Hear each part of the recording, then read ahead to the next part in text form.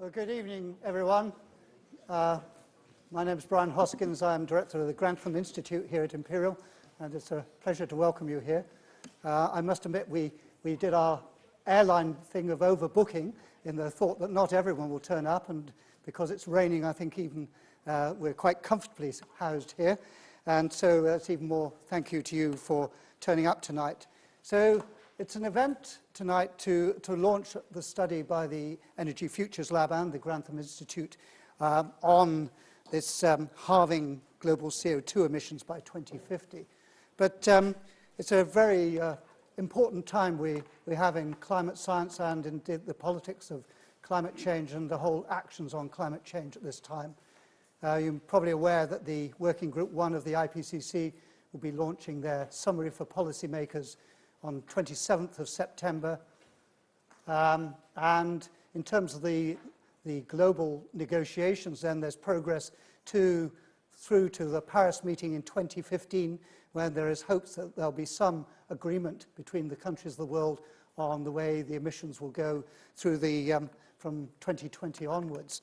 And in the UK, we have, apart from things going on at Imperial College here, we also have the UK government doing a reassessment of a fourth carbon budget, which is the targets we have, the budget for the latter part of the 2020s, and a reassessment of that, which is actually extremely important for whether the UK is going towards its 2050 target.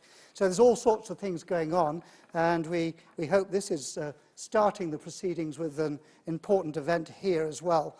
So we've built this around the launch of this document, but we've got a very nice building around it, I think, where we have both before and after very good speakers. And what we're going to do then is run all three talks and then have a long question and answer session at the end.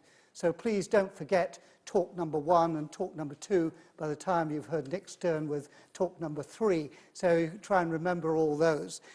So without any further ado, I'm going to move towards the first talk then, which is by Dr. Haldor Talkers from the UNFCCC, the United Nations Framework for Climate Change Convention, and he is the Director for Implementation Strategy there, and he's going to be talking about progress towards a global climate agreement.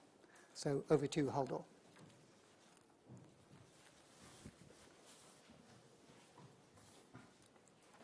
Thank you very much, Brian, and good afternoon. I'm very happy to be here, and happy that you didn't let the rain stop you.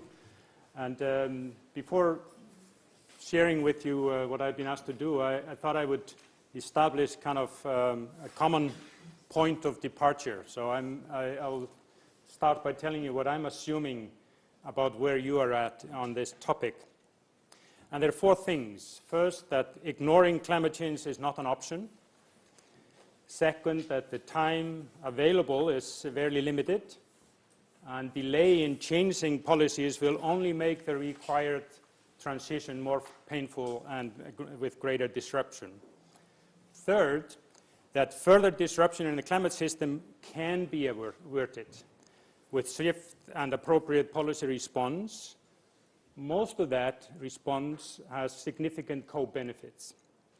And finally, that there is no silver bullet. There is no one solution to this problem, and it won't be solved overnight. So I won't be going back to any of these issues, but this is what I'm assuming in terms of where you're at in thinking through this topic. And the findings of the study that you're going to be hearing about in a moment significantly strengthens what I would call the evidence base for solutions here, and demonstrates once more that it's entirely feasible to avoid major disruption. But we're running out of time. And I'm invited to come here, and my task here is to update you on what is going on at the international level in terms of designing and reaching convergence on. These are 2 different things. Thinking through what is needed and then building consensus and agreement around that vision of a new climate agreement. And that agreement is designed to cover the period after 2020, and so I need to be talking a bit about two time frames here, the period up to 2020, the remaining 6 years of this decade, and then the period beyond 2020. And the objective is to conclude these negotiations in Paris in 2015, in December of that year. But to really understand this and to put this new agreement into context, it's essential to think through and understand how progress is being made today, or how progress is not being made today, and where the global effort to deal with climate change stands at the moment. And clearly, the world cannot wait until after 2020. And the fact of the matter is that parties are determined to deliver results in this critically important period that remains of this decade. And what they're doing basically is putting in place pillars of a strategic approach for cooperative action. And those pillars are emerging, and I'll be giving you some sense of what I'm referring to here in a moment. But in parallel with this work among the governments, we are witnessing a major mobilization for action and growing momentum behind the need for and the feasibility of the economic transition that needs to take place.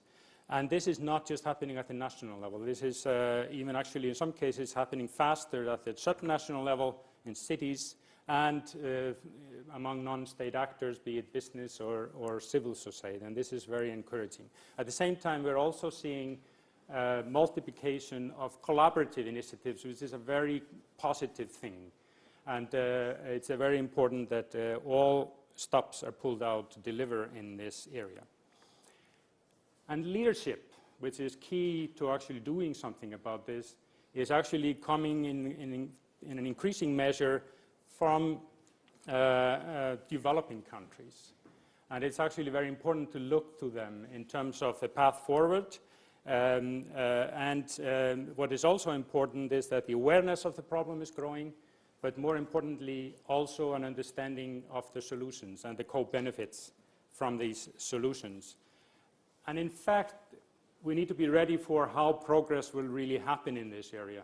And it's quite likely that most of the big policy shifts will not be driven because of climate arguments alone. They will be also connected to health concerns. They will be connected to a whole host of other reasons for changing the way we go about business. I'm working as an international civil servant, helping support negotiations. And the UN Climate Change Secretariat, there's a treaty body secretariat that supports the negotiations. And you can't be blamed for basically being under the impression that, I'm drawing the conclusion from the headlines, that ever since the climate meeting in Copenhagen, the Copenhagen summit, that the governments are hopelessly divided and can't agree to anything of significance. This is kind of the sense that I wouldn't be surprised that you have. But I would submit to you that the intergovernmental process and the international process is not paralyzed. And when history will look back at this period, actually will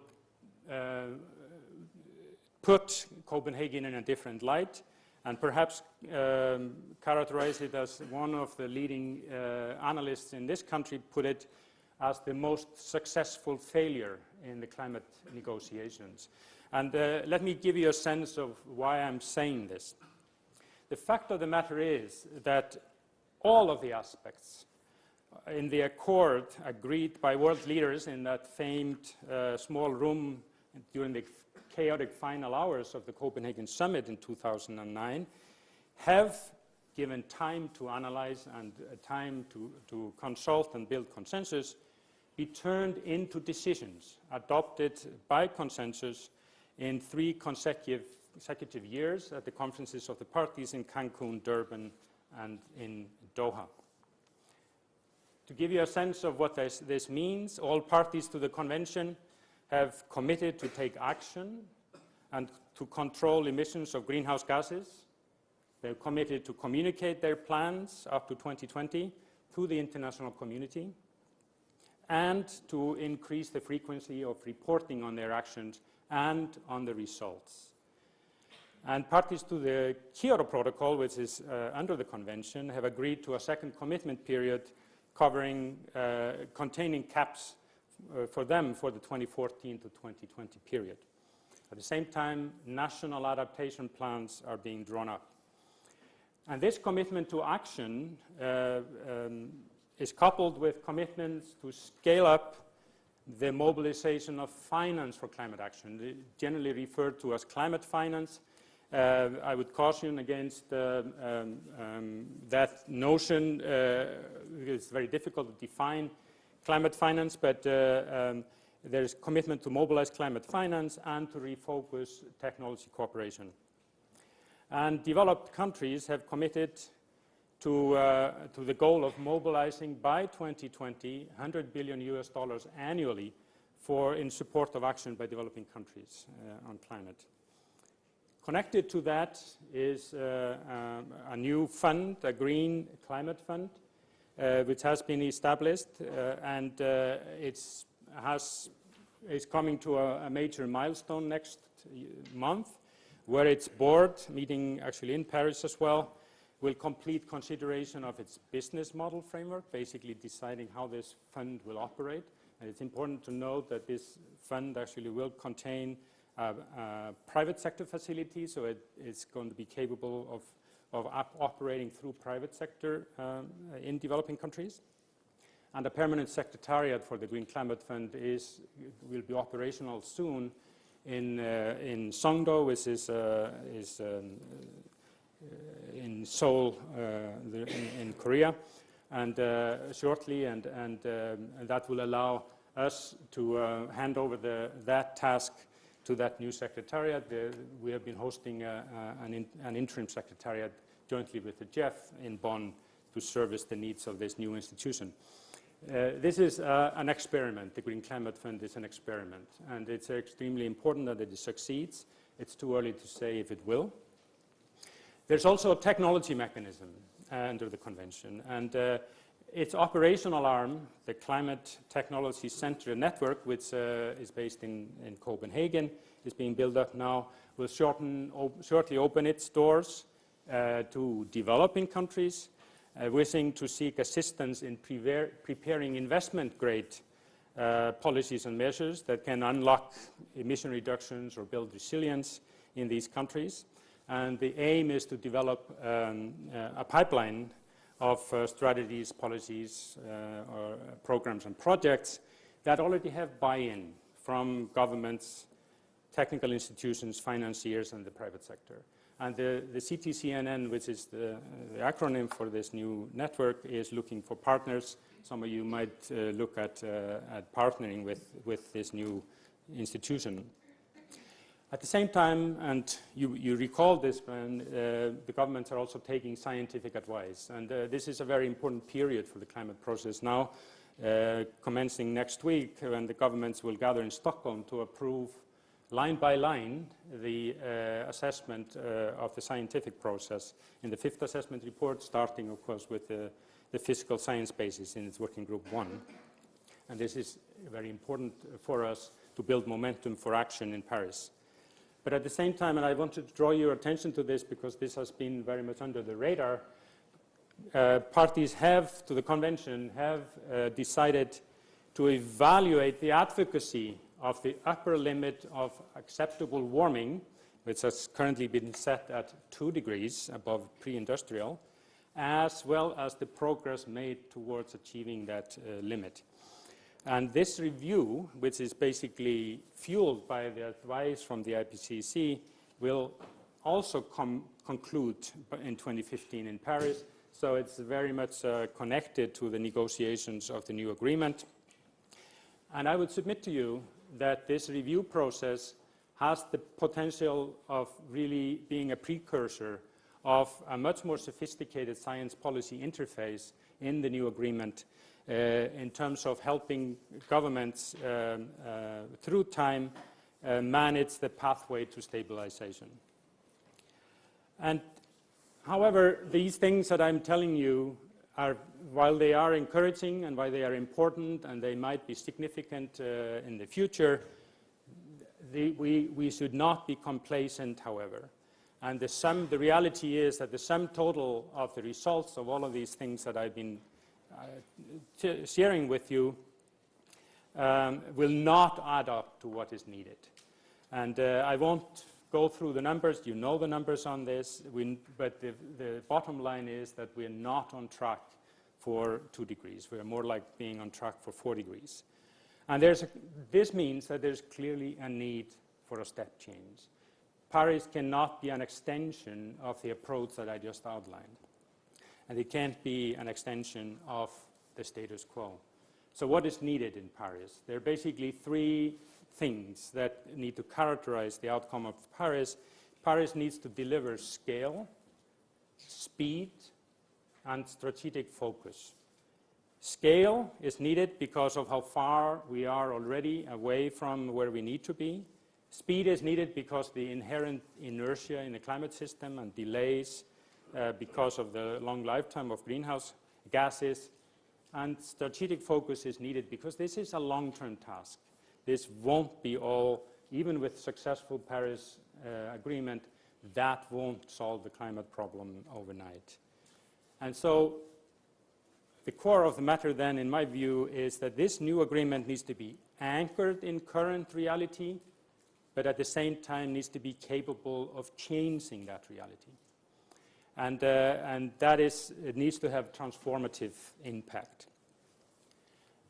And don't worry, there's no problem reaching an agreement in Paris. There will be a deal in Paris no matter what. The issue here is, will there be a meaningful outcome in Paris? And that's what everyone needs to work towards to avoid a race to the bottom. And we are now halfway through the road from Durban in 2011 to Paris in 2015. And the negotiations are just now starting to entering into the phase where the actual form of the new agreement is starting to emerge and starting to take shape. And I would encourage you to look at now the submissions that are coming from parties, and we put this on our website. They're just pouring in now as we speak, and just today we had the input from the European Union on their vision for what this all should look like. But I would want to also underline that the deal in Paris will need to be about more than the new legal agreement. Why? Because it needs to refocus the need on the economic transition. Not the whole problem won't be solved in the confines of the Climate Convention, but it needs to put focus on the need for the political attention on the broader economic reform to deliver the needed transformation. And to sharpen that political focus, the UN Secretary General Ban Ki-moon has invited leaders, world leaders, to a summit on climate change in September a year from now, and he will be announcing this next week. And this is going beyond government leaders. He's also appealing to leaders of thought and leaders of the private sector to come to that mobilization event. But this whole next year needs to be a year of mobilization, delivery, and the refocusing of the long-term policy response. Government should not wait for Paris to decide domestically what they are ready to do. And they need to launch the domestic and in the European case, regional homework or preparatory work to determine what they are ready to do. And many of them will use the Secretary General's event next year to make announcements in terms of what they are ready to do. So what is the most difficult part about designing this new agreement? And I won't give you the solutions, but I will describe to you the problem. The hardest nut to crack in designing this new agreement is to designing lasting structures that are capable of providing that true strategic focus that I was talking about, the long-term focus. This is a risk management exercise, and it will take time to find a safe landing zone for global emissions that respect the dual objective of the convention, which is to meet human needs while respecting planetary boundaries. And what we know won't be possible is to enter now into negotiations of the content of the individual obligations of individual parties at the international level. It's quite clear that every nation would want to be in control of the content of their obligations, but at the same time letting each nation decide what they're ready to do without taking into account what is needed globally won't add up to what is required. So then this is really the challenge, how these top-down and bottom-up imperatives can be combined. How can we combine this national control over what you do and what you contribute on one hand, and reconciling that with the equally compelling global imperative to stay on track. And this is the challenge, and that challenge has huge ethical equity dimensions. And this is something that will require accountability structures that will actually change the trajectory. So to conclude then, you cannot in Paris only think of the longer term. It would not you cannot describe Paris as a success if all it does is to put in place that longer term structure to manage the global emissions over time. For Paris to be successful,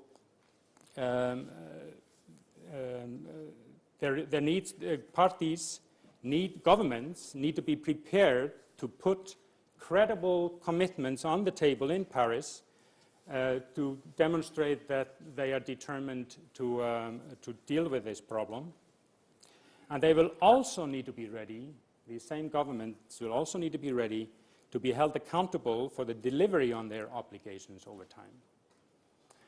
This is the challenge that I wanted to share with you.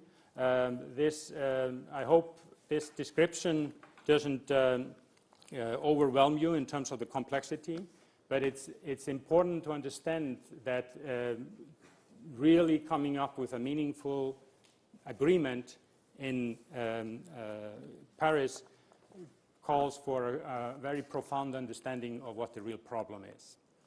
Thank you. Thank you very much.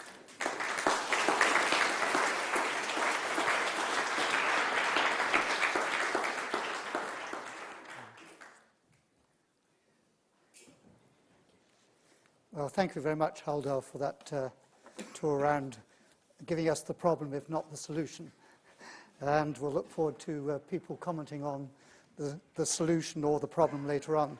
So we now move to the actual launch of this Imperial College study, and the presentation is going to be by Professor Nilay Shah, who led the study, and he's from the Department of Chemical Engineering at Imperial. And over to you then, Nilay. So, thank you very much, Brian. So I'm glad to see such a big turnout today. What we're doing today is launching our report. It's called Halving Global CO2 by 2050, Technologies and Costs. So what I'll be doing in the next 20 minutes or so is just giving you a whistle-stop tour of the highlights of the report. There's really a lot in there, so if you do find it interesting, then please read the main report. That's about 20-something pages, and if you're really, really interested, there's a technical annex of another 75 or so pages. So this report has its genesis in a couple of things. First of all, some regional studies that we did, particularly around India and China. Some of you may have come to the launch of those reports, and also a conversation with Alain Bucaille from Arriva, who was very interested in finding out our latest thinking on the problem at the global scale, and so he was able generously to help us with funding this project.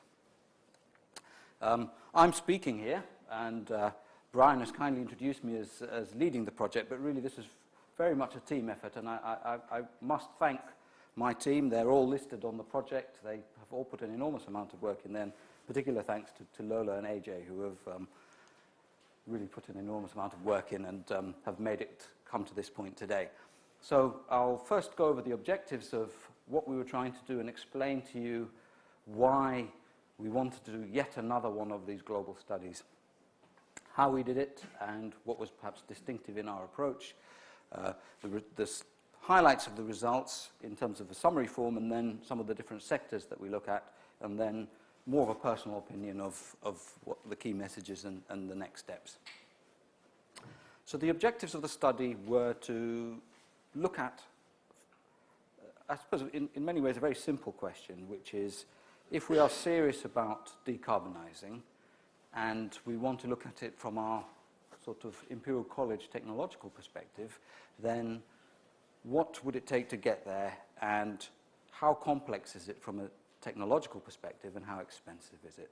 Because we did feel that this kind of question lacked clarity in its answer, and there's a lot of obfuscation which is around, it's technologically impossible, it's economically ruinous.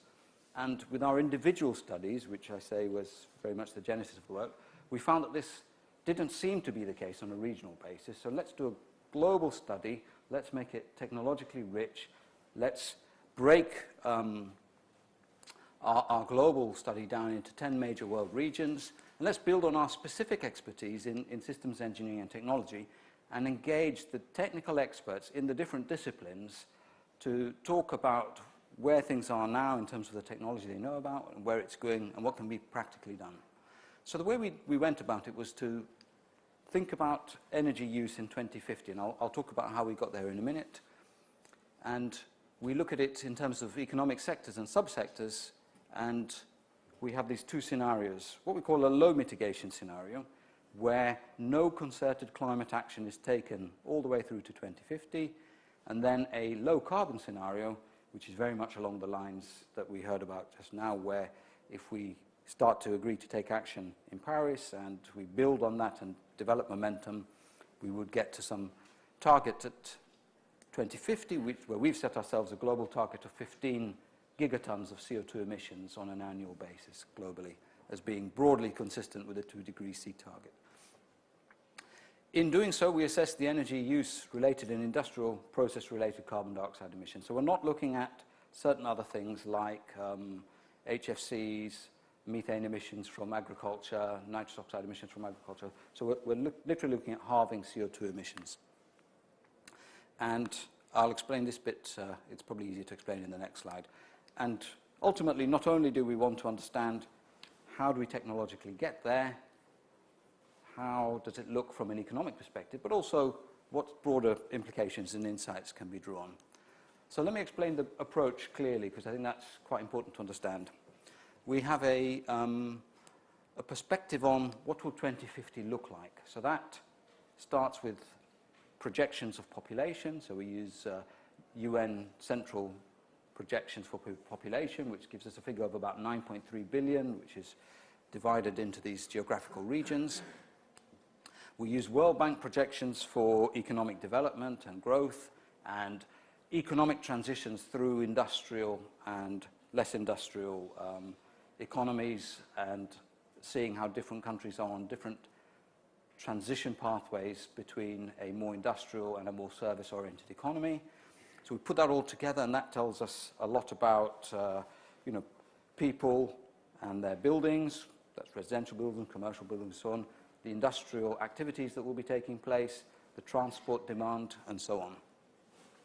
From that, we can develop a projection of what we call the drivers, which are really the energy service needs.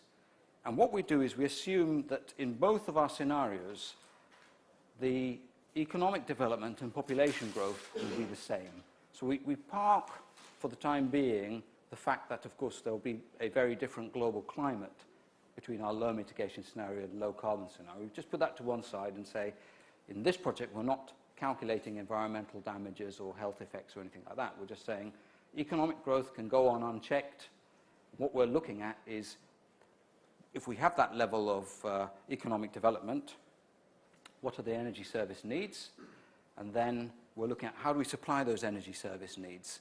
And of course, in the low mitigation strategy, we use a projection from today in terms of how we might meet those needs based on what has happened in the past. And the low carbon scenario is very different. It's a very normative case where we use various kinds of essentially optimization methods to combine energy efficiency so that we can meet those needs with a lower amount of energy, and then those energy chains that are meeting those needs are decarbonized to the appropriate extent.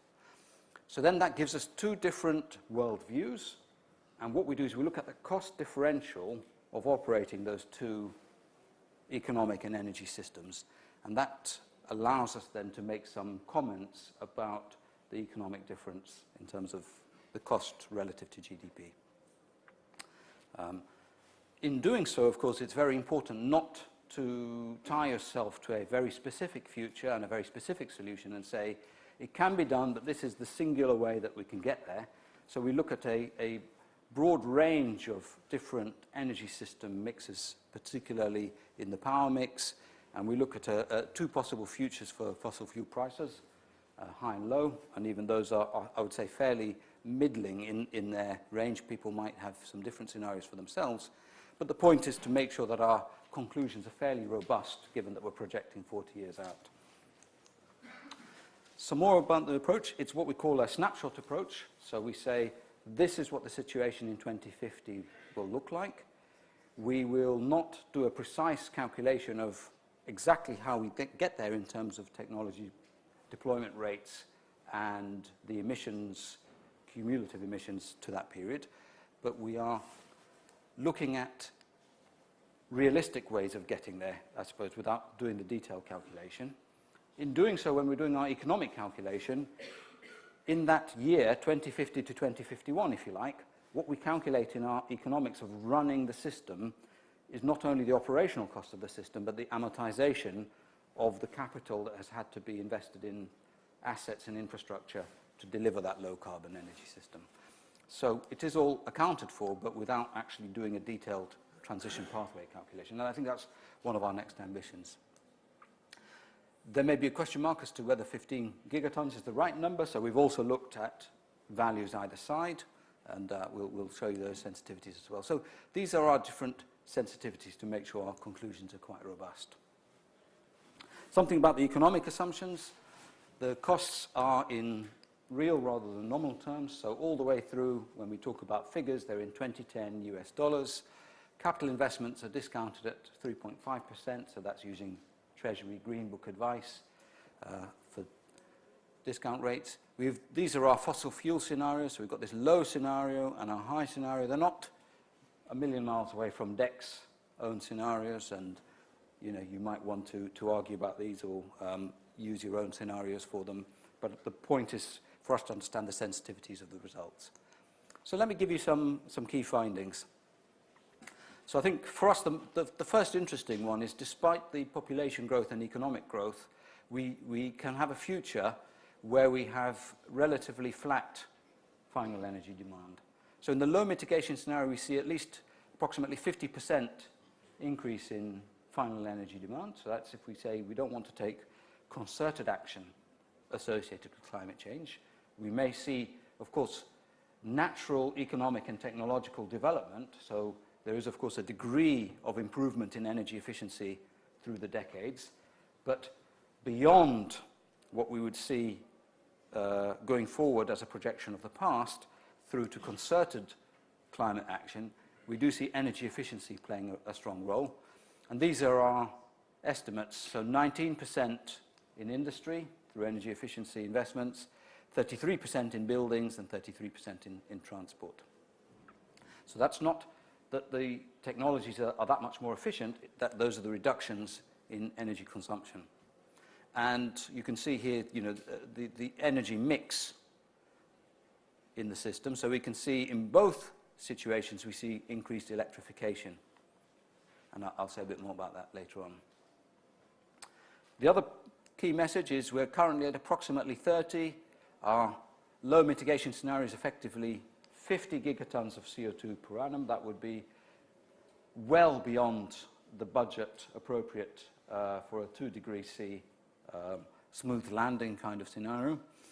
But we can see that a reduction of 50% is viable, and we can see that all the sectors, so this is the building sector, this is the transport sector, and this is the industrial sector. Those are what we call the direct emissions. So those are the literal point source emissions associated with those sectors. So that's, for example, aviation, combustion of fuels in buildings, use of a variety of different fuels in industry. And then, of course, there are the electrical emissions, which are associated with those sectors as well. And those are the, if you like, the indirect emissions that are attributed to those sectors. When I talk about the direct emissions, those are not the literal point source emissions, but they include the supply chain or the life cycle to that point. So if we are burning natural gas in a building, then we are counting the emissions all the way to getting that natural gas to the building. And so we do see that we can get there.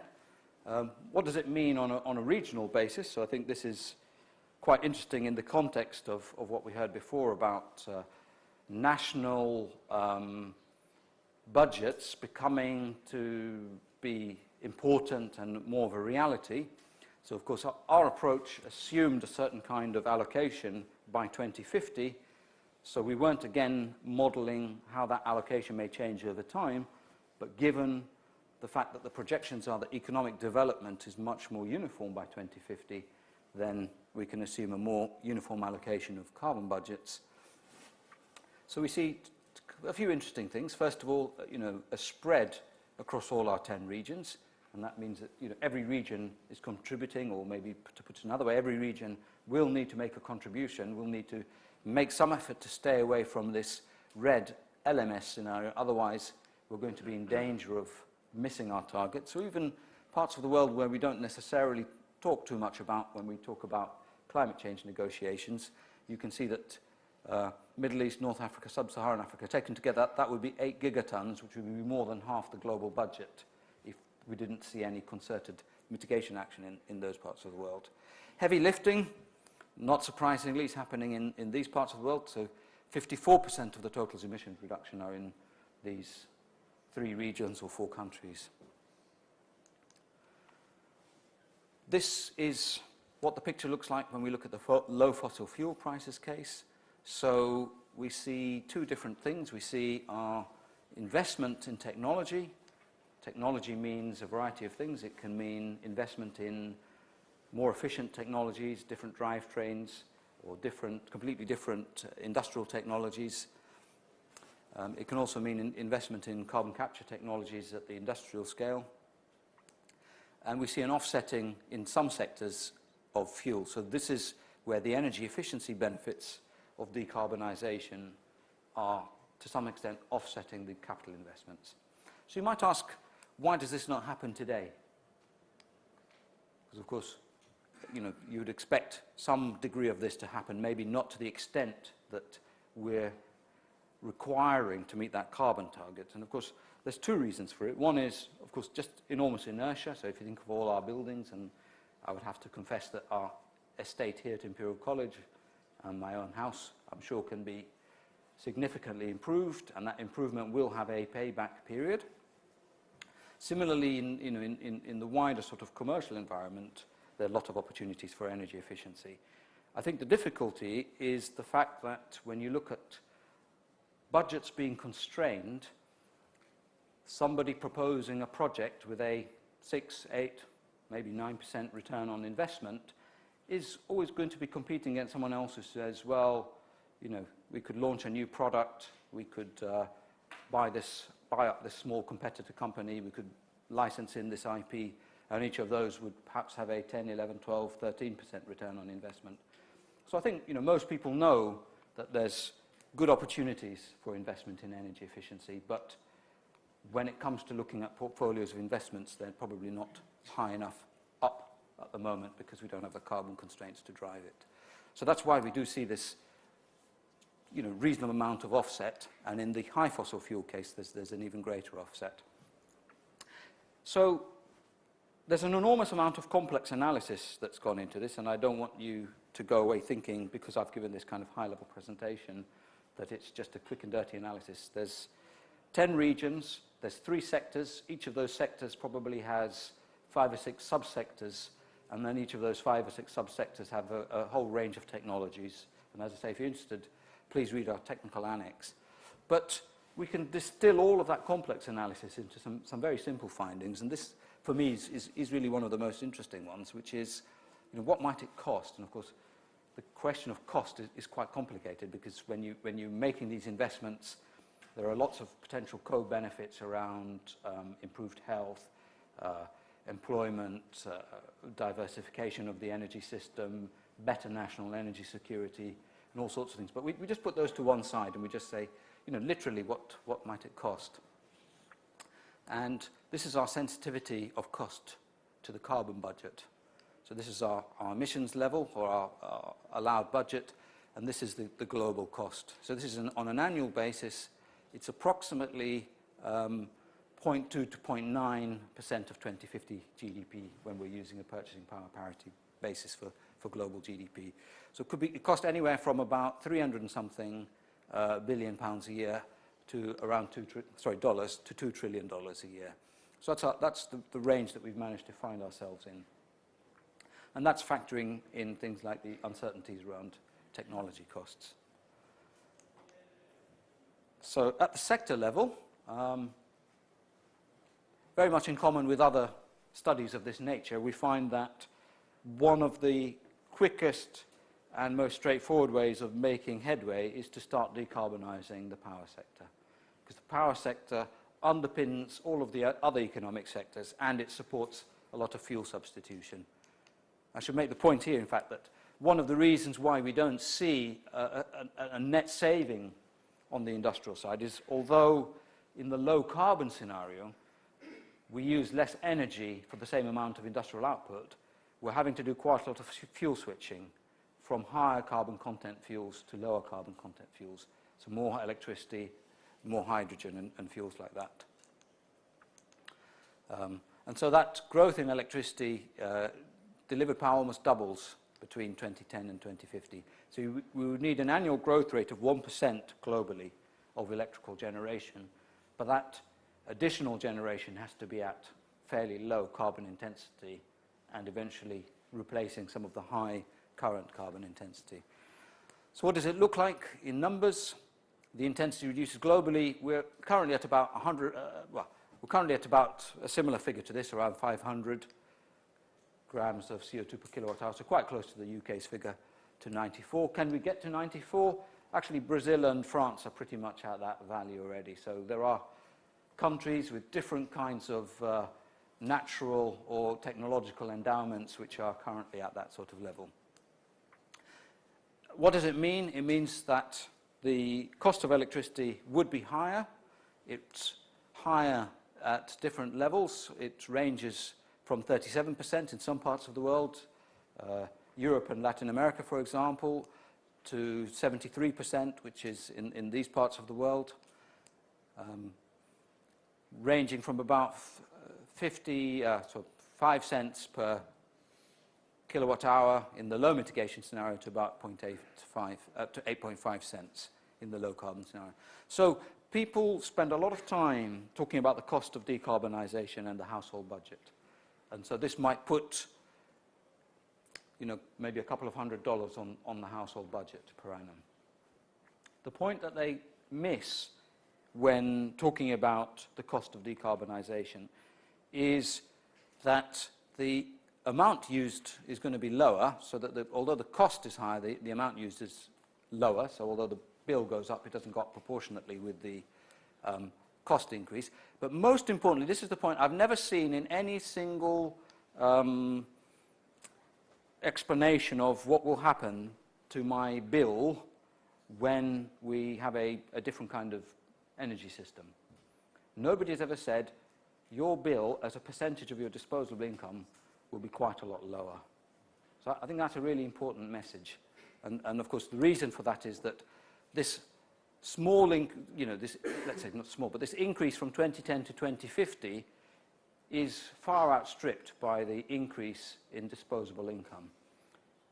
And the two things go in step because, of course, it's our economic drivers that we assume in the first place that are then creating the energy service drivers.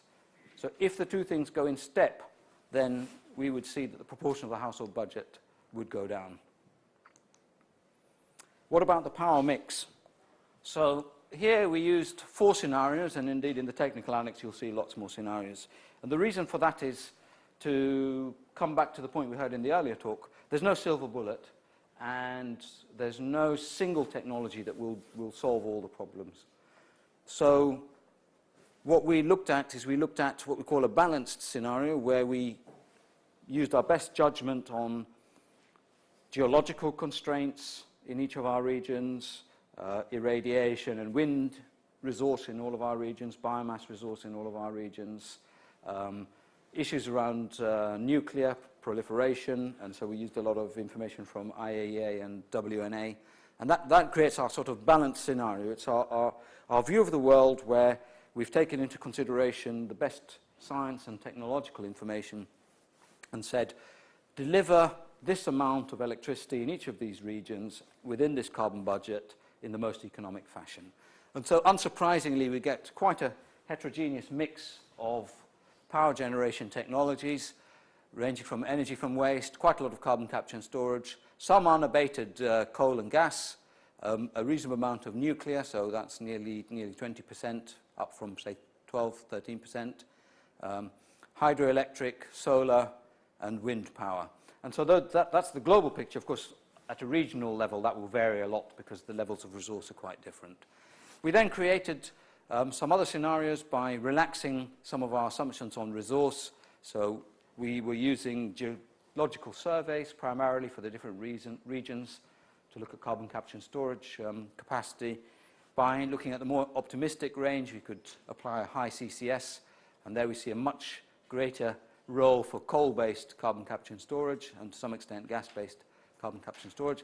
High nuclear, which is at the high end of the IAEA and WNA projections. Again, we can see quite a considerable amount of nuclear generation, so that's probably about 1,300 power plants of the range of maybe 1.5 gigawatts each. And then high renewables, we can see a bigger uptake of solar and wind.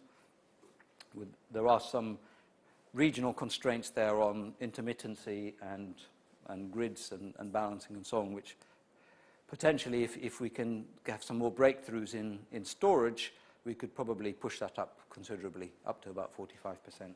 I should say that this whole study is based on technologies that either already exist today or have at least been demonstrated at a large pilot scale.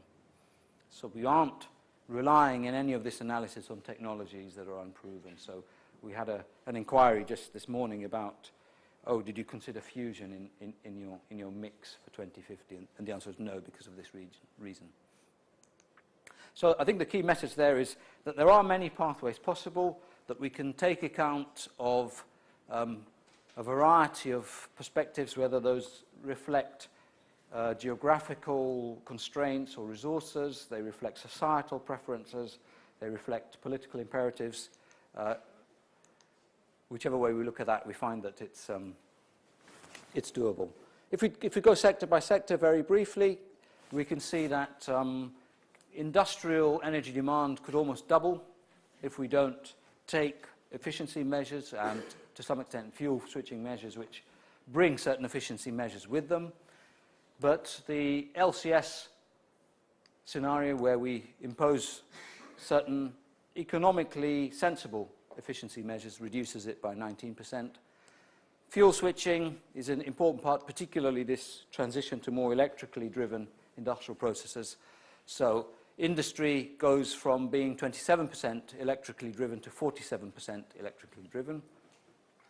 Carbon capture and storage starts to play a role in industry. 1.5 gigatons of CO2 will be captured from things like cement kilns using this approach. And this is where we see the cost increase primarily associated with our 0.2 to 0.9% of GDP is reflected in about a 2.6% of gross value added. So in other words, decarbonized industrial products might cost about 2.6% more. If we look at transport, it's an area where I think a lot of things will happen regardless. And so I think we're probably being a little bit pessimistic in our low mitigation scenario, because I think this is the area where we do tend to see more rational purchasing decisions driven by fuel costs. So clearly, we have a big reduction in emissions, 73% lower. Fundamental shift in drivetrains towards hybrid vehicles, fully electric, biofuels and hydrogen fuel cell vehicles. Rail being much more electrified in various parts of the world. Much more use of biofuels in marine and aviation. Say just a few words about bioenergy. We did a specific analysis separately from all our sector analysis on bioenergy, because we found biomass and bioenergy were being used in power generation, for transport fuel, to some extent in buildings, and to some extent in industrial processes. And so we made sure in each of our geographical regions our assumptions on the supply and demand associated with bioenergy was not out of sync with many other global studies on biomass availability, its impact on food production, its impact on land use. And you can see our conclusions in the document. But we'll be looking at getting up to about 8% of arable and pasture land being used for bioenergy. And actually probably about 4% even in the low mitigation scenario.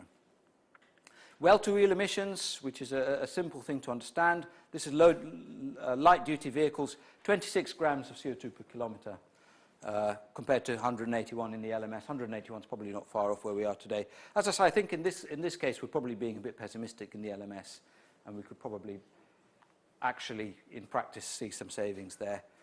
The cost is actually cheaper in the high fossil fuel case, the dollars per passenger kilometre, and it's a bit higher in the low fossil fuel case. So it's effectively cost neutral to decarbonise transport. Okay, you pay a bit more for technology, you pay a bit less for fuel.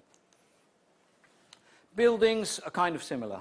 So buildings, direct emissions 56% lower, and overall emissions, when we count the indirect emissions from electricity, is 72% lower.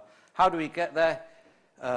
Shift away from traditional fossil fuel heating systems towards more electrification of heating, some degree of biomass heating as well, massive improvements in thermal performance of buildings, and improvements in the efficiency of electrical appliances, so for cooking, lighting, and other electrical appliances.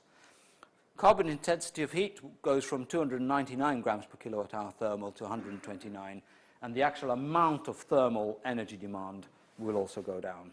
So we're not, in any of these studies, asking people to do things like travel less or have a lower level of thermal comfort. So again, in these two scenarios, we're assuming exactly the same level of service, and what we're looking at is the energy and related systems that get us to that level of service, and the amount of change that's required, the type of change that's required, and the cost of change. So again, there are some small cost increases, but again, as I say, the amount of the proportion of the household budget that will go into providing energy for the home will go down enormously. So those are the sector findings. So coming to the key messages that I'd like to go away with. First of all, I think, without concerted mitigation effort, we've heard that in the first talk, we are far away from being on a sustainable trajectory. And our 50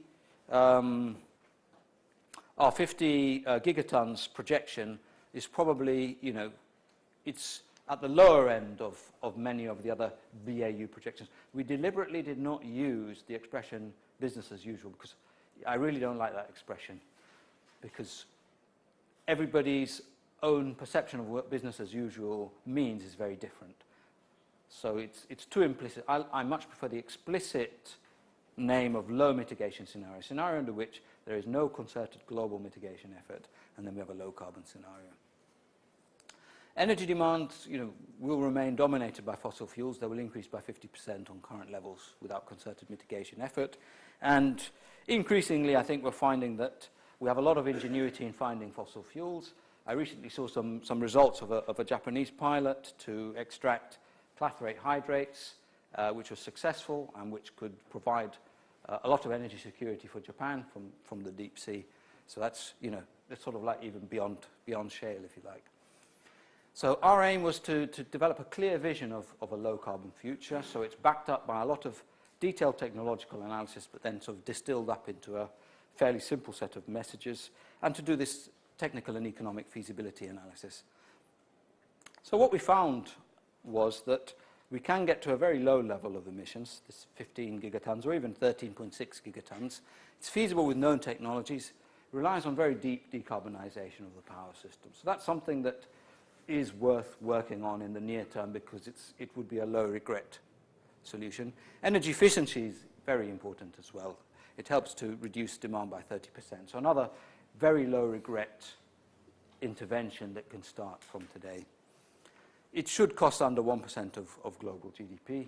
And you know, David King, who very kindly reviewed our findings, said that we were probably not being very aggressive on our fossil fuel price projections. And there's certainly a level of believable fossil fuel price future values at which the decarbonisation effort becomes cost neutral. So my own personal view, business, government and civil society must play their part without obfuscation of the scientific consensus, because I think really we've reached a point where it's much more not what is the problem, but what are we going to do about it. And I think, again, message for Paris is that every region must make some contribution to that mitigation effort. So thanks very much for your attention.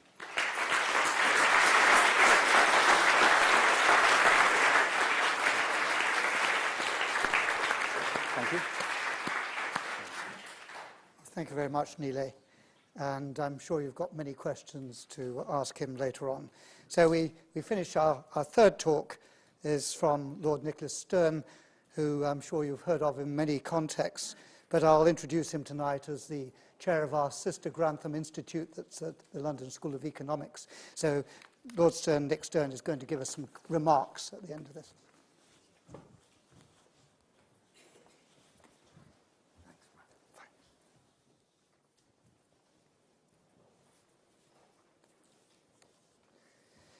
Thank you very much, Brian. My role is to react to the piece of work. And let me start by saying I think it's a very fine piece of work, and it's asking the right question. The right question is, how do we radically reduce emissions? And when we talk about radically reducing emissions, we get quantitative in terms of what that means. So how do we do it? But I think it is worth reminding ourselves, and I'll do this very briefly, as to why we do it. So what I'm going to do is add a little, simplify a little, embellish a little, emphasize here and there, but basically welcome what I think is a fine and important piece of work about how we do it, and that's where the conversation should be. The target that the paper, the programme, takes must be roughly right. We can't tell exactly whether we need to be around 15 in 2050 or a bit less, a bit earlier, or slightly more, a little later, but it must be the right ballpark, whichever way you try to model the consequences of building up the concentration of greenhouse gases. So it's the right kind of target, but we have to remind ourselves that this is about risk management. So that might give us a roughly 50-50 chance of holding to 2 degrees. Now, 50-50 chance of holding to 2 degrees is not that great, given the very unpleasant consequences of going much higher than 2 degrees. So when we think of this as giving us 2 degrees, we shouldn't think, oh, well, that's fine. It's giving ourselves a 50-50 chance, maybe, something like that. We don't know whether it's 40 or 60 or 35 or 65. But it's giving us a reasonable chance. But it's not great. Even that is not great because of the risks involved in going much higher than 2 degrees. The kind of paths that the low mitigation scenario, we don't know roughly where that We don't know where that will head because you have to make all kinds of assumptions of what happens after 2050 and so on. But it does seem reasonable to suppose that that kind of LMS trajectory here is likely to take us above 4 degrees centigrade sometime next century, possibly as high as 6, as Nilay was describing, depending on what you assume about what happens after. We haven't been at 4 degrees centigrade above the middle of the 19th century for some tens of millions of years. We've been around as Homo sapiens maybe for 250,000. We haven't experienced anything like this, and there's a major risk of rewriting the relationship between humans and the planet. So we should recognize the magnitude of the risks and recognize that the kind of targets that we've got here give us a chance of 2 degrees centigrade, but they still involve major risks. So that's the target in terms of the kinds of emissions levels we should be going to in terms of CO2.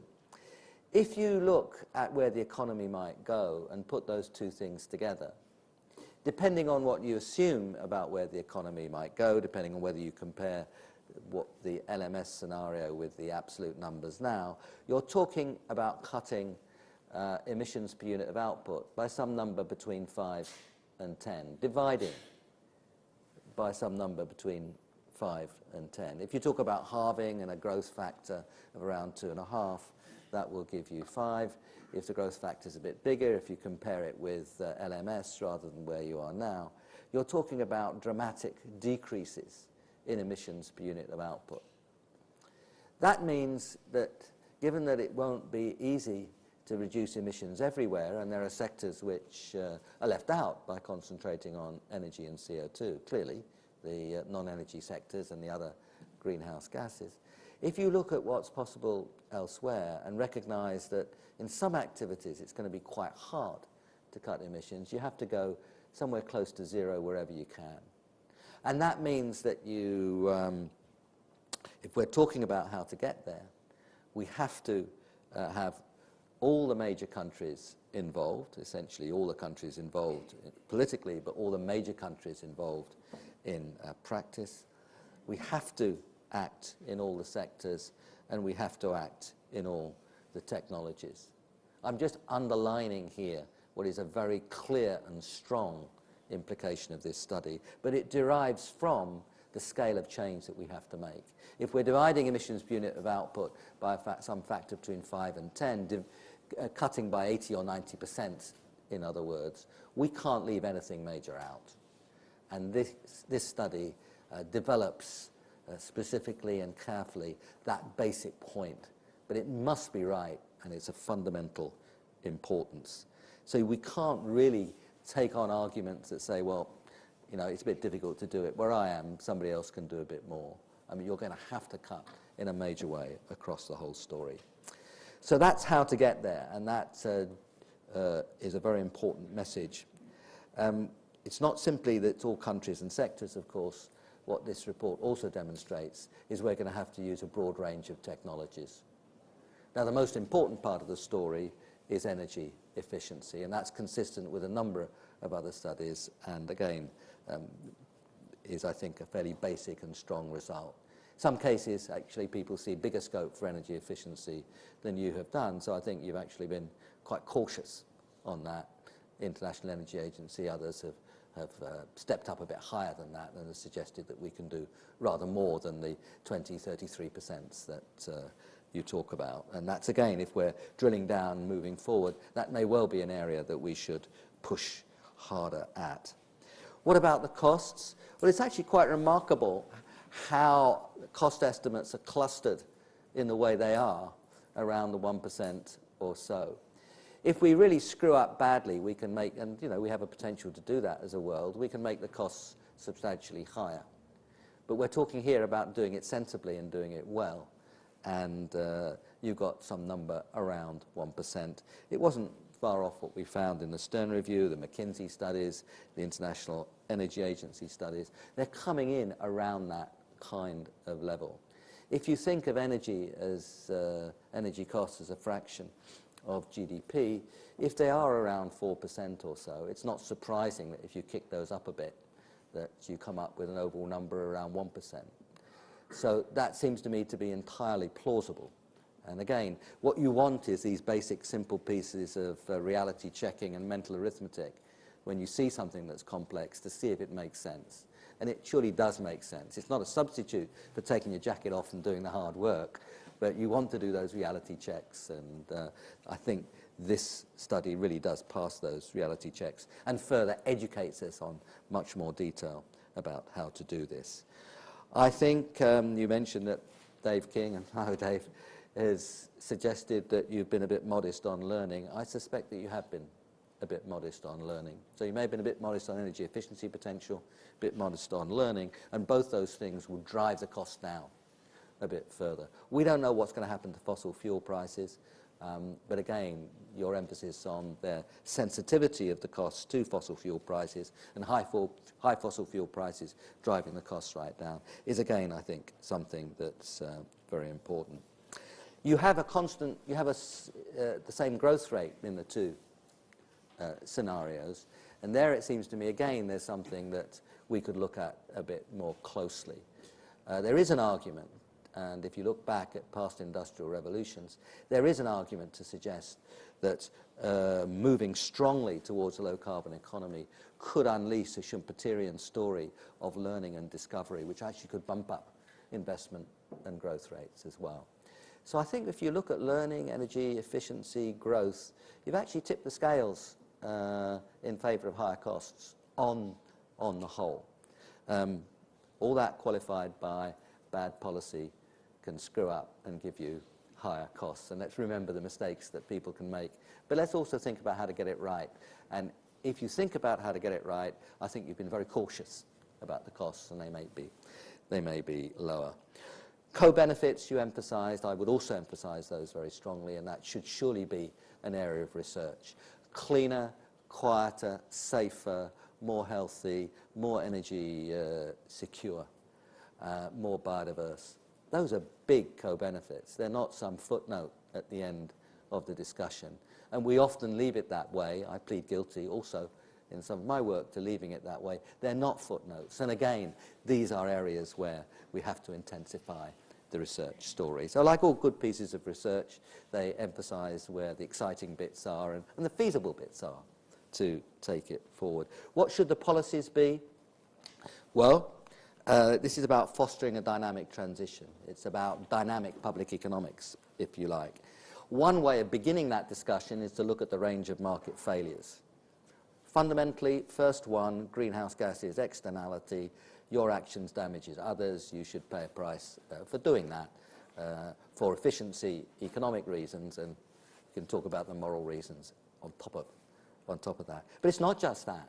This is about learning and discovery. This is about R&D as a public good, and R&D in a case where we actually gain when we use, the world gains when we use the results that other people have developed for these low-carbon technologies, and we're in a hurry. So a second key externality in this is the R&D story. A lot of this is about networks, electricity grids, broadband, recycling, public transport. And we know that any basic, and common sense or any basic economics tell us that grid structures are full of potential market failures if they're not organized sensibly and well. A lot of this is about long-term capital markets under uncertainty, and surely we know from recent experience, we should have known before, that they have deep problems. Big information stories here and big co-benefits. That's already of the kind I just described. That's a half a dozen, I don't know if you're counting them, but that's a half a dozen basic fundamental market failures here that require strong public policy so that entrepreneurship, competition, the market's role in discovery and allocation can actually take place. So fixing those market failures is the pro-market way to do this. Those who would argue that we should stay out and not interfere with market failures are fundamentally anti-market and don't understand how markets work. So this kind of story of policy that I've been describing is the market-oriented, market-friendly way forward, and we should be very clear about that. But we have to think more about how you foster industrial revolutions. And we've got quite a lot of lessons from economic history, some lessons from economics, but we need more. And that, again, is a fundamental area of research. But one thing we surely do know about policy is that vacillation is a very bad idea. Not being clear about where you might go is a killer for investment of any kind. If you're not clear about your intention to move to a low-carbon economy, then people's willingness to invest in a low-carbon economy will be less. It's difficult to be credible about a high-carbon economy having a very strong future. So if you're not clear about the move to the low-carbon economy, you're discouraging investment across the board. Vacillation is a killer to investment. And the CBI report on infrastructure that came out, I think it was yesterday, emphasised that point. The LSE Growth Commission, which I was part, which published at the end of January this year, makes that point. It's an obvious point, but vacillation is a big problem to this whole story. I'm constantly reminded of my teacher, Bob Solow. I was quite lucky in my teachers. When speaking first to his young economics graduate students, he said that when we do economics, he said, what really matters and what principles should guide us are faith, hope, and clarity. And the greatest of all these is clarity. And that surely is a very strong statement. That Bob's a funny guy, so he did it his way. But this is a message which is of fundamental importance, and I'm really worried, particularly in Europe, about vacillation on public policy. So we have been shown how we can get there. We've been shown what the costs might look like, and I've argued that actually they've been quite conservative on costs, always with the qualification that policy is good. I've tried to describe what policy might look like. So at the end of it, you keep coming back to political will. Well, how do you get the political will to act? We have to recognize that we've been dealt a very hard problem by the science. I'll hold you responsible for that. Right. This is a problem which is about risk management, and we know that public policy doesn't do risk very well, that human beings don't deal with risk very well. It's a problem where the scale takes us outside our experience, and people are not very good at thinking that about problems which are radically different in the technologies they might use to do things, and problems where, if they don't do that, they run risks which take us right outside what Homo sapiens has ever seen. So the scale makes it difficult for people to get their head round the problem. We're dealing with very long lags, and we're dealing with publicness in the sense that it's the sum total of everybody's emissions that counts and not just my own. So all that comes directly from the science, right, Brian? So the science has dealt us a very hard problem from the point of view of creating political will. We've made that problem worse by diving into a man-made recession and getting confused about good ways out of that recession. When interest rates are low, when resources are scarce, that's the time to invest in the growth story of the future. And we missed a lot of tricks over the last few years, but we can still pick up and do much better. But the recession hasn't helped. The focus on unconventional oil and gas hasn't helped. Not because those things are unimportant. They are important, actually, and if we substitute gas for coal for a while as a bridge to a future, it makes a lot of sense. But what hasn't helped is suddenly the idea, well, this is the way to go. This is what we have to do. Substituting gas for coal for a while is a good thing. We might save, if we did that around the world, totally, perhaps 5 of the gigatons of the 35 that we need to take out. And as a bridge for 15 or 20 years, as we move forward strongly on these other technologies, particularly renewables and energy efficiency, it makes a lot of sense. But it doesn't make sense as an argument that, well, we can forget about all that lot because we just substitute gas for coal. It doesn't it does a bit, but it doesn't do anything like the majority of the story. It might say it might give you 5 gigatons out of the 35 that you're seeking here. So unconventional coal and gas have their very positive elements, but seen as a diversion from renewables, from the kind of research and progress that we need to make, they've been problematic in the sense of political will. I'm publishing next week in the Journal of Economic Literature a paper which sets out why I think the economic modelling of a lot of this has been diversionary also, that they simply, economic models we build, haven't dealt with the scale of the risks that we're talking about here. I won't develop that now, but it'll be there in a Journal of Economic Literature article which will be published in the next week or so. So a number of reasons to do with the problem itself, the political events and how we've analysed it that have made the political will particularly difficult. But I don't think it's terminally difficult, and now I stop, right? I don't think it's terminally difficult. If you look at what's happening in different countries around the world, if you look at the 12th plan, if you look at the discussions in China for the 13th five-year plan, you're seeing quite radical action. If you look at what many people in the private sector are doing, you're seeing change. So whilst I've argued that the political will, for the reasons I described, is very difficult, I don't think it's impossible.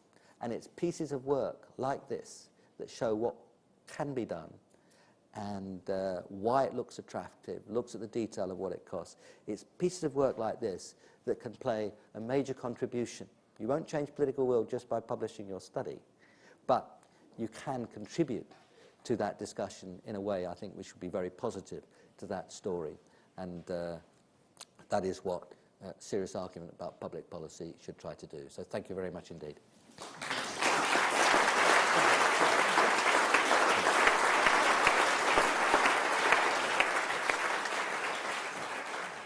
Well, thank you very much, Nick. And so we have Haldor and Nilay back here now. Perhaps you can move across a bit so you can be seen. So this is the time to think of your questions, and depending how many hands go up, I may cluster them or not. So who would like to start off? Yes, down here. Yeah. Do we have a microphone here? I'm sorry, you started at the other end. Jeremy Nicholson from the Energy Intensive Users Group. My question's to Nilay, and it might be a rather unwelcome question, but I'll fire ahead. By the way, I think the technical potential you identify for carbon reduction is entirely credible. It's possible from a technical perspective we'll meet the aims you identify, but I would question some aspects of the economics, and in particular, the apparent assumption that energy efficiency savings lead to a reduction in energy consumption. I mean, it's a well-established fact that on a macro scale, that's not so. Micro scale, you reduce energy consumption in one aspect of your life, and you increase the energy footprint by what you use the income or time on something else. This is a problem. Throughout human history, energy efficiency savings have led to increases at macro level in energy consumption.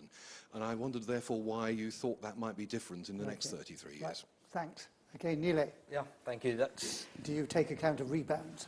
Not directly, and you're right, it's been known since about 1850, I think it was particularly pointed out.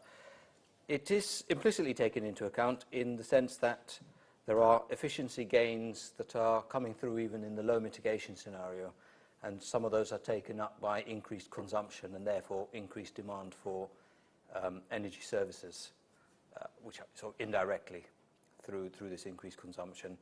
What we have done though is we've not further increased that consumption to reflect the possibility of a further rebound effect. We did look at it in great detail in air travel as a drill down, and we did find there is a saturation point at which further gains either in disposable income or in efficiency don't create a further increase. So it's not a linear increase, it does saturate. And so we from that drill down into aviation, we assumed that would apply to the other sectors. Okay, thank you. Right at the back there, and one in front. Take two there. So they're just there and right at the back. Yes, there, yes. Robert Cochrane, Imperial College. Thank you very much. That was brilliant, and we look forward to seeing the success of your studies. I do have one or two concerns. I'm a transport man, and since I met Lord Stern on the Eddington team, I've carried on looking at the interface between transport and the environment. My concern is with things like the car, what's happened. The good news is that the rate of growth of car use has levelled off.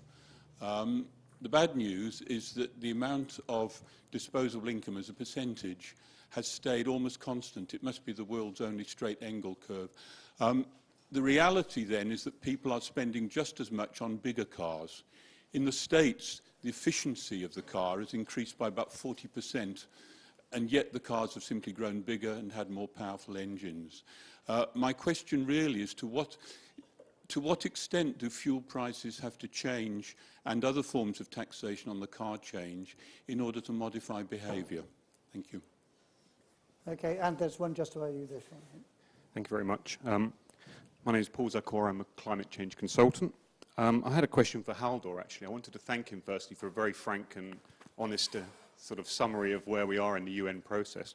And I've got a number of comments, but I'll try and restrict myself to just two, if that's okay. Thank you. The first one is about the architecture. You highlighted all the different building blocks. There's so many building blocks appearing in place. I just look at climate finance. We have a standing committee on climate finance. We have an expert group on climate finance. We have a Green Climate Fund board. I just wonder, is this proliferation of sort of building blocks going to be a problem to try and unify the architecture in Paris for the next phase of implementation?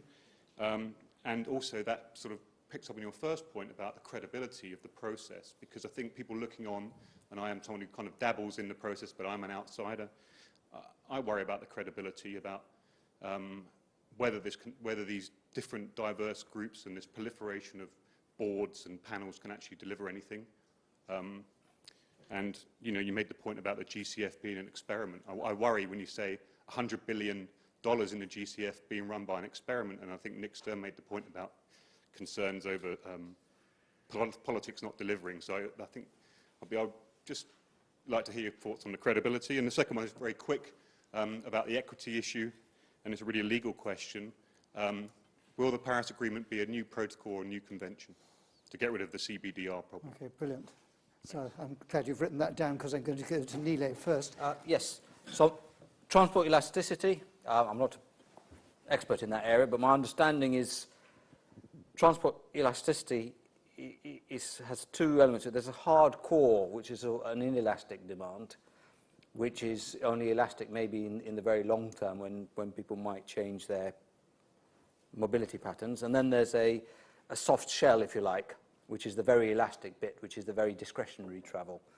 And so that soft bit is quite susceptible to fuel price changes, and we've seen that in the UK. The hard core isn't.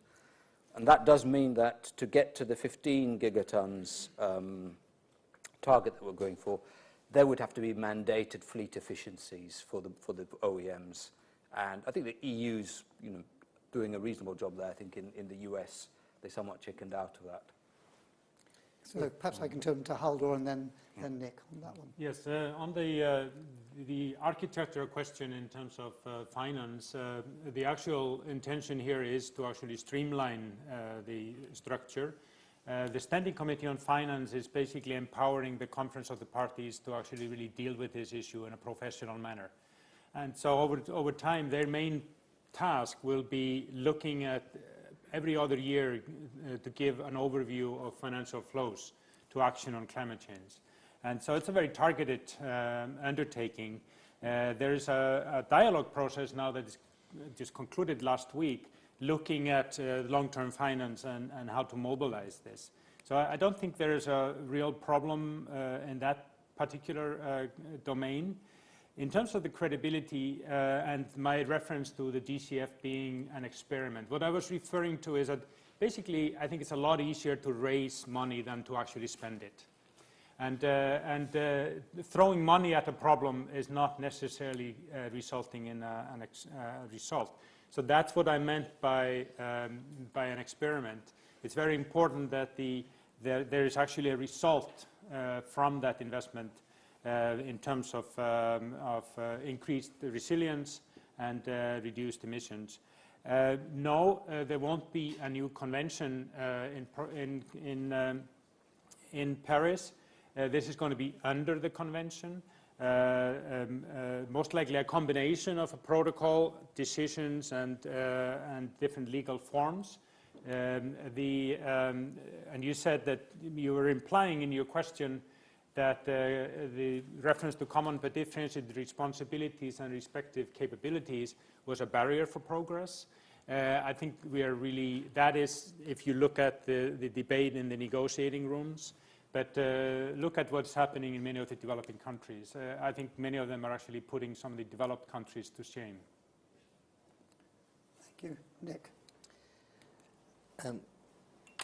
The question which you heard before about energy efficiency leading to more energy use through lowering of prices, and how demand for transport will develop, I think are examples of the way in which, or examples of the challenge that we have to thinking about how do you foster radical energy industrial revolution. Part of it will be through price mechanisms and taxes to cover the kinds of externalities that I described right at the beginning, or not halfway through what I was saying, when I was talking about the damage done to others, particularly those in the future, by emitting. But there's this whole other range of externalities as well, a lot of them to do with the way that networks function, a lot of them to do with R&D. And there, it won't be by prices and taxes alone. If you think about the difference between leaded and unleaded petrol, I guess we could have eventually staggered there with a big price difference. But we went there probably more efficiently and quickly because we said no more leaded petrol. In this time frame, you've got to move to unleaded. It's an example of policy with clarity so people can make their long-term investments. So some part of it, and for good economic reasons to do with clarity and scale and so on, some part of this story would have to be regulatory.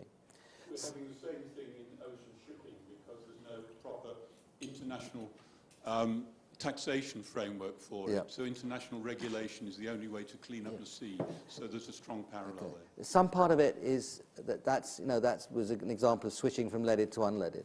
Some part of it will be the way you design your public transport systems in cities and where you allow the private car to go. And we already see a lot of that kind of thing. So that is not simply making a change like leaded to unleaded, which is a rather particular case, very important one, of course. But the way you design your cities is much more a collective action story. How do you get collectively to somewhere where you'd really like to go with much more attractive cities, much less congestion? How do you get there? And again, it's not only by pricing, although pricing and taxing will have a role to play. It's the public infrastructure investment you build, the kind of regulations about the use of the car in those frameworks. And these are the kinds of packages of policy that we have to think about if we're to promote the kind of dynamic transition, the move to this new low-carbon economy that we're thinking about, and garner the other co-benefits that we're talking about along the way in terms of the much more attractive cities. So I think we have to think about these different kinds of policies, some regulatory, some collective action and public investment. It'll be a mixture of things. Right, so let's go to the other side of the room now. There's Dave King and back over there.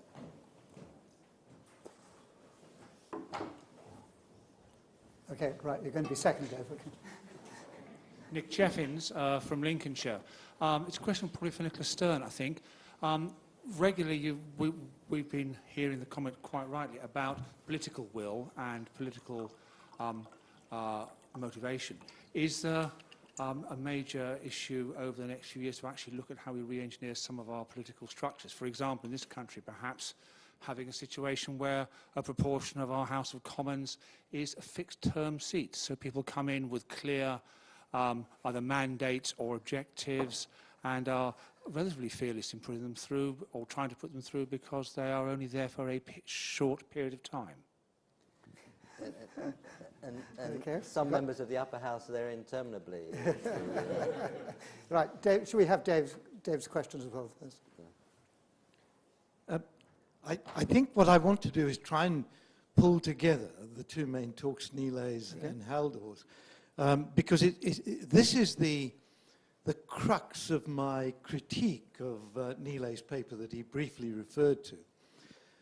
I think if you look at an analysis which doesn't, because it's so difficult, include some of the factors that Nick referred to, such as cost of commodities going up, spiraling upwards, worth thinking about.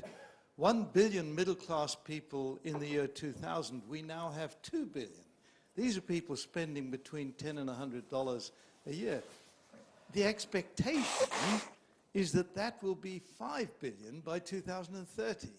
5/8 of the human population spending that sum of money. That means spiraling upwards, commodity prices, because we've already taken the low-hanging fruit on minerals, on energy resource, and so on. So what is the impact of that going to be? And I'm going to suggest this is important for our major objective in the UNFCCC engagement. Then, on the other hand, the role of disruptive technologies coming through. So if I can just be a little more explicit about this, what we have seen with photovoltaics is that they were extremely expensive, far more expensive than any other form of energy production, electricity production, but they're following Moore's law. The price is coming down logarithmically with the volume of production. And you extrapolate that forward without any disruptive technology, and you're going to break through into breaking even with fossil fuels. These are critically important factors if we're going to persuade the international community that this is the way to go. And finally, and the disruptive technology that I might refer to in solar photovoltaics is at the moment it's all silicon. What if plastic photovoltaics come through and they cost 100 times less than silicon? You suddenly get a total disruption in that downward stretch. And then finally, what about the cost of managing the impacts of climate change? I don't think we should be producing economic models which don't include all three of these things under this kind of strange heading business as usual or low mitigation strategy. The low mitigation strategy means that you have to manage the impacts of climate change. The most recent study from Germany is suggesting, in today's money, $1 trillion a year will be the cost of dealing with impacts on our cities from rising sea levels by 2050. So what we need to do, I suggest, is create a proper economic model under business as usual, including all these factors which show the economic and human well-being advantages of going down your LCS route. That's the basis of my criticism. Sorry for taking a long time. Thank you. So perhaps I'll go to Nick first for the political, the MPs being there, time limited, then to Nilay, and then to all of you to answer Dave's there. Okay. So Nick, on the time-limited politicians. If I can adjust the question a little bit, but I hope picking up the point that I raised about vacillation and the point you're raising about long-term policy environments. What we need to look for is institutional structure which reduces government-induced policy risk. We have some example, let me just stick with the UK, although it's obviously much more general than that. We've got some reasonable examples. The NICE, to some extent, takes a big part of policy, not all of it, but a big part of policy out of the day-to-day judgment of a minister and into a body which looks at evidence base in a careful way, takes a fairly long-term view, but a body that's accountable to Parliament. And if you ask people, do you want your drug choices made by this kind of body, democratically responsible, of course, to Parliament, or do you want them made by a Minister of Health under a lot of pressure, tired, being pushed around by different forces and interests. I think most people would say as a matter of good decision-making, good democracy, I'll take nice. If you look at why we moved to a monetary policy committee away from day-to-day discretion from the Chancellor of the Exchequer, now, it's not the same argument, but it's a related argument. We moved the budgetary forecasting to the Office of Budget Responsibility. And I think most people would say this isn't anti-democratic. It's rather the opposite. It's getting the institutional structures which are accountable and can deliver well for people. And that would be the kind of way I would take the spirit of your question. The Climate Change Committee and the climate legislation is a very sensible attempt to do that. And what we should ask of our politicians is that they don't undermine those sensible actions that they've taken, and they were cross-party consensus, they were long-term, just the kind of thing that you're looking for and I was arguing for. And those are the kinds of ways forward, I think, that we can point to, which are very much in the spirit of what we were both arguing. Thank you, Nick. Right, Nilay. Yeah. On, First of all, David, thank you very much, and I actually totally agree with you, and that's the study I would have loved to have done. And there's two reasons why we didn't. I think the first was just to draw a boundary around something that we could consider as bite-sized and actually achievable. But more importantly, when we designed the study, it was in the time of perhaps the skeptics being in the ascendancy. We'd had those problems with emails from East Anglia and so on. And so we designed the study so that it could establish the upper bound on the cost of the transition, and then all of those other factors that you describe are only upside, and they would only serve to bring that to either cost neutral or to actually, of course, a massive benefit to society. So that way, anybody who reads this report can't unpick it and say, but it only works because you made this assumption and that assumption and that assumption and that assumption. Actually, all the assumptions we made are deliberately on the cautious side, so then we can really establish that we can't see any reason why, other than, of course, big policy mistakes or other human mistakes, that it would be any more expensive. But actually, of course, it's probably likely to be less expensive due to the fact that there will be disruptive technologies, and it will be less expensive if we expand our system boundary and count the co-benefits or the avoided damages, which, of course, are going to be even more. So thanks. I think probably that's a point that could have been made more clearly, I think, in the commentary and narrative of the report. Haldor, did you want to? Well, just this discussion on the political systems, I was just reflecting on where perhaps the governance structure in China might actually prove to be quite well suited for long-term decision-making, where you don't need to be worrying about will you be re-elected. And I also think that what I find interesting with your reflection, David, and by the way, I discovered today that you're actually from Durban, where the Durban platform was born, so there's an interesting connection there. Yes, so the cost of impacts are actually a very important driver for change and will be more and more important driver for change. What I'm hoping is that we will, as an international community or as humanity, will find the courage to actually avoid the most disruptive impacts of climate change before we move to act. And so there are really two paths. I mean, you act early, you reduce the consequences, or you just wait it out, you have your heart attack, then you change your diet. And so I think there are some, and there's also this learning through the policy intervention that I think really is quite exciting. And I think some of these studies need to now be turned into then not just the hypothetical, but the real. Thank you. All right, so yes, so now in the middle, yes, so we've got two there, one on either side here.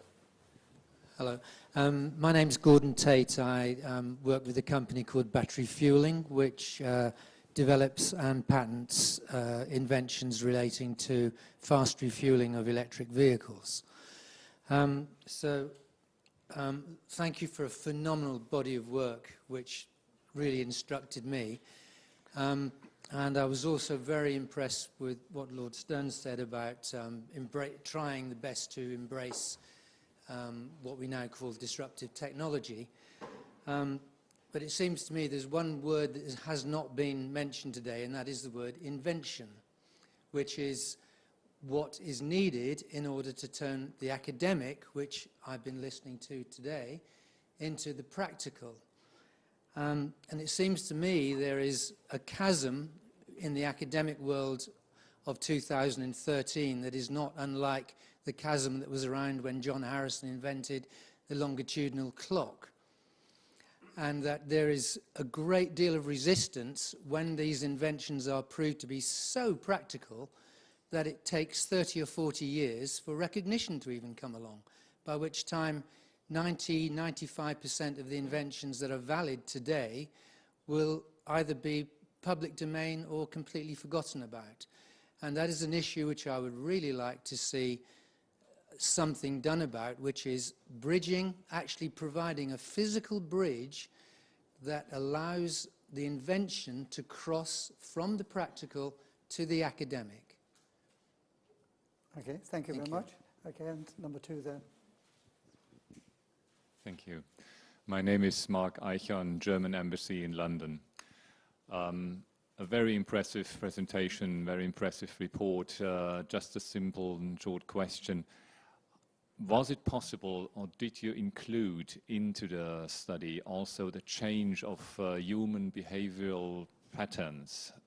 For example, how people organize their lives, what they eat. This has a tremendous impact on the counting. Or how they use transportation, cars, public transportation, etc. Was this possible, or is this mere guessing? Thank you.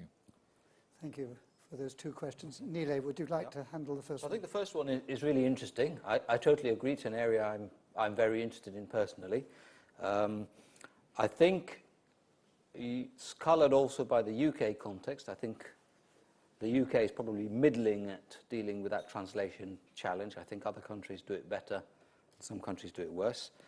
At Imperial College, I think we are keen to help fill the gap. And we do see that you need a range of stakeholders lined up to do that. It can't just be done by academia. And one of the big things that we're trying to get off the ground is a new campus in the White City area. And we're going to dedicate a large part of that campus to do those translation activities which are not practical to do on this campus. And we have an away day in about 3 weeks' time where we're going to go into much more detail on that. And that's exactly one of the things that I'll be wanting to discuss. That's actually my role in that away day, is to talk about how we might use that space to try to move things forward to the point at which we can pass the baton on to someone else that can take it from there. Second point, we have incorporated, I would say, urbanization trends in our assumptions in going from 2010 to 2050. So our places in which people live and the things that they do are based on the United Nations urbanization trends and other projections.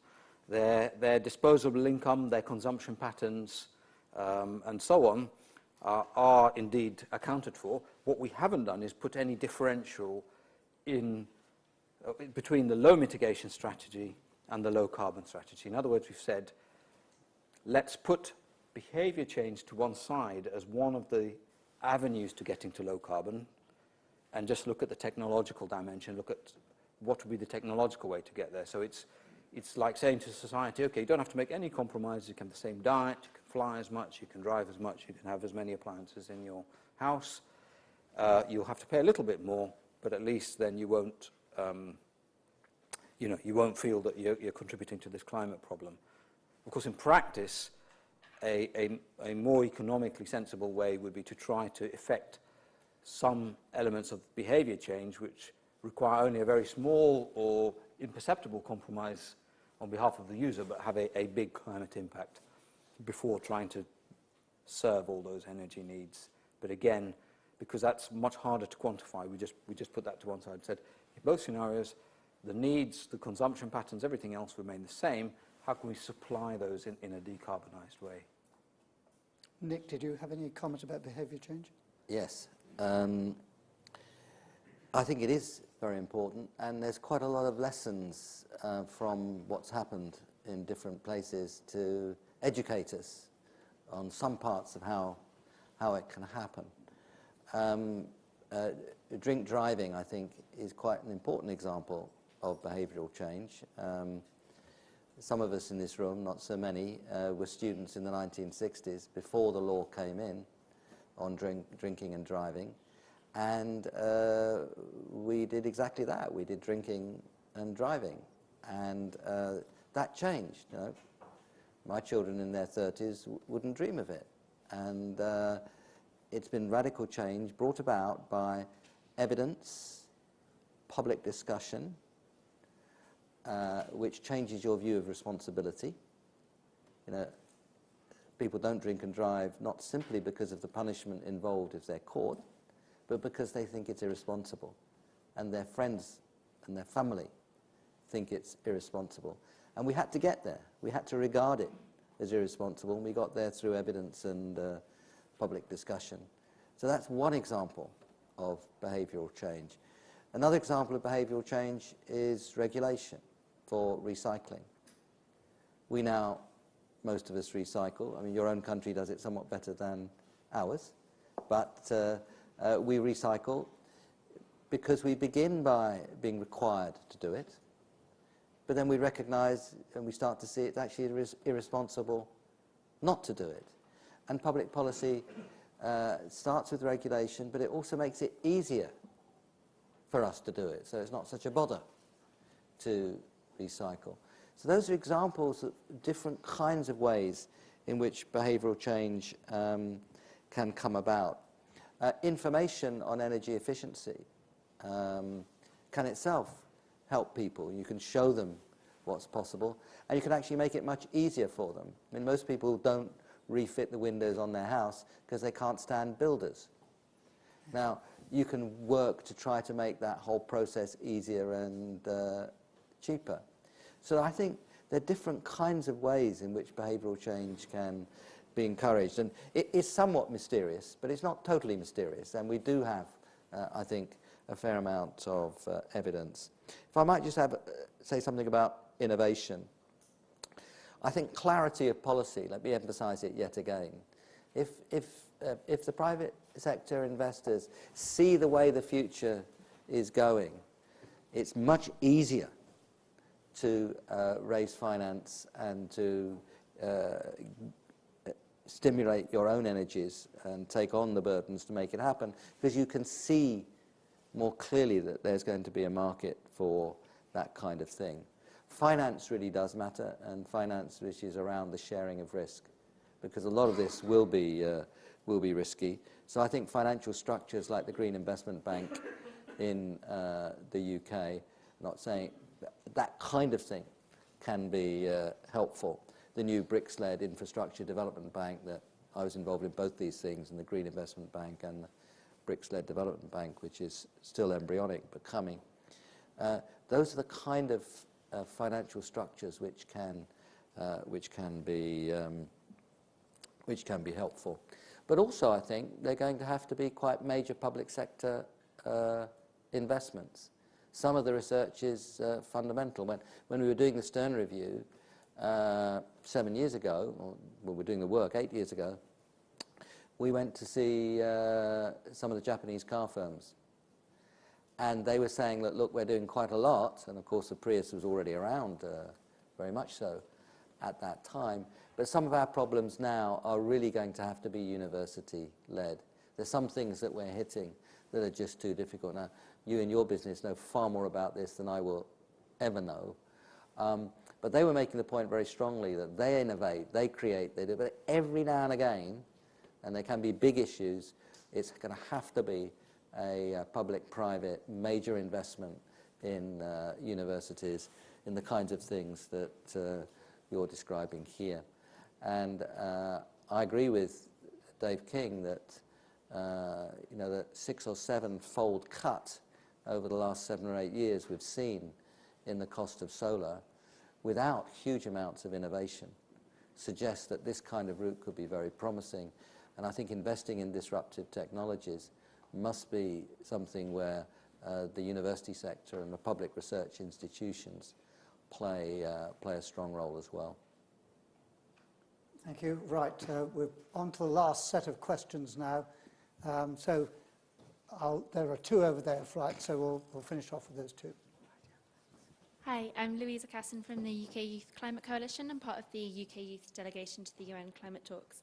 Haldor, you talked quite a lot about what we need to see in Paris in 2015, but I was wondering what you think really needs to happen in terms of concrete progress to see in Warsaw this year in order to prepare for meaningful action in Paris in 2015. Thank you. I work for a company that invests in alternative energies. The thing that I'm lacking now is a long-term and stable price for carbon. Is it time to consider that as a policy option? Thank you. Okay, two nice rapid questions there. So who would like to start on those two? Nick? Yeah, on the last question, the answer is yes. The difficulty is how to do it. I think the carbon floor price, which the government came up with, was rather a good idea. And it is an example where you start to worry about vacillation of the kind that I described. If the political will in Europe was there to do it, we could do much better with a stronger 2030 target, removing some of the allocations. It's not that hard to do. And what we need is to assemble and marshal the arguments in this kind of study to show how the kind of change that we're envisaging can be done, why it's attractive, so that we need to go for the kind of policies you've just described and I tried to describe, so that those changes can come about. So we need to make those political arguments, we need the power of the example, we need the detailed studies in order to get there, to generate the political will, to generate the steady carbon price that you're absolutely right that we need. Right, and Haldor on Warsaw. Yes, the next conference of the parties is in November in Warsaw. And you asked what progress needs to be made there. On the road to Paris, that the negotiating process, the ad hoc working group under the Durban platform, will be shifting gears in Warsaw. And it will be moving from basically putting all of the concerns on the table to move to actually fleshing out what the elements of the agreement will be.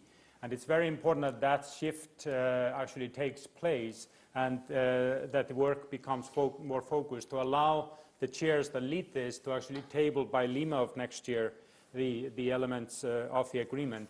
For this to happen, it's very important that Warsaw also makes progress on finance. It's important to understand that the agreement to move forward with the Durban platform is sitting on the foundation that existing agreements will be honored. And the mobilization of, scaling up of the mobilization of climate finance is an extremely important confidence-building measure. And there is a dedicated high-level dialogue among ministers on climate finance. It's very important that there's also progress or prospect for resource mobilization of the Green Climate Fund. And so that is an important ingredient of success. The third one relates to the moving forward on loss and damage. And this is where adaptation fails, increasing cooperation on risk sharing and dealing with impacts of extreme events. So there are these three areas: moving forward on the new agreement, taking a step forward on finance, and on loss and damage. All right, thank you. And I think at that point I'll wrap up the event. And I want to thank you, the audience, first for your attention and for your questions, and for providing Nilay with the comments that he requires for the next major study that he really wishes to do. And I invite you back in 3 years to hear the result. And please do join us upstairs on the third floor where there'll be a reception. But I think we should finish then by thanking Nilay for leading this. But our three speakers, I was tempted to call them Faith, Hope and Clarity after, but I didn't know which order to do it. So I think we'll just thank them anyway. Thank you.